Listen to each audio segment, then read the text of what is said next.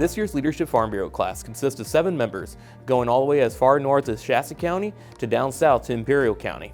The 7 members of this year's Leadership Farm Bureau class participated in personal and professional leadership development, from the State Farm Bureau staff to the American Farm Bureau staff, national and state advocacy, and also workshop development to help engage the young farmers and ranchers at this year's YFNR State Conference. We took some tests about characteristics and we learned a lot about ourselves in a short amount of time. And we also learned in our group that we have some of the same strengths. We were able to use that throughout our journey in this course. One of my biggest takeaways from visiting Sacramento and going to the Capitol is effective messaging. What we say and how we say it really impacts what happens on policy development and advocacy, both in our counties, at our state, and nationwide. My favorite thing is we went to Washington, D.C., we went to a bunch of museums, we got to tour the Capitol. I've learned a lot about Farm Bureau, what makes it grow, what's a part of it, the advocacy that we do. So I've learned a lot of that through Leadership Farm Bureau.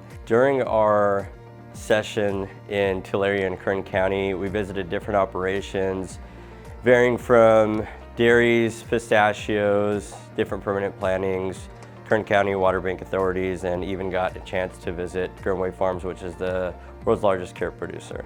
For Session 5 of our Leadership Farm Bureau program, we had Megan from American Farm Bureau come down to pay us a visit to help teach us how to properly make workshops for this year's Young Farmers and Ranchers State Conference. Through Megan's leadership, she was able to help us gauge our audience and see how can we project different skills to the young farmers and ranchers to help them succeed in the industry for the future. Our Arkansas trip, we were able to communicate with so many different growers and see them having the same issues that we have in California over in Arkansas, and see a different point of view of how they're dealing with these same problems, and kind of get a different point of view and help us learn from their mistakes and we learn from theirs, and it helps solve problems together. Session 7 focused on the value proposition of membership.